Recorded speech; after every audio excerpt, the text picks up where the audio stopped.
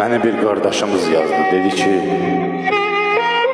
atam dünyadan köçüb, istəyirəm atamın xatirəsinə bir şeir yazıb səsləndirəsiz. Allah məkanını cənnət, ruhunu şad eləsin inşallah. Mən də götürüb yazmışam ki, baxıram hər kəsin bir dayağı var.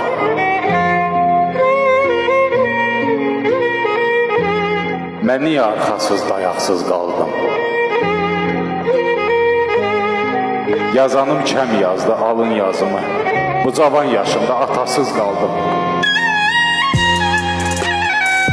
Nəvəsin doyunca görə bilmədi.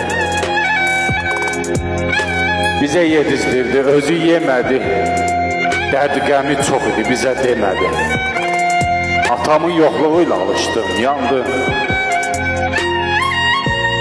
Atamın yoxluğuyla alışdım, yandım.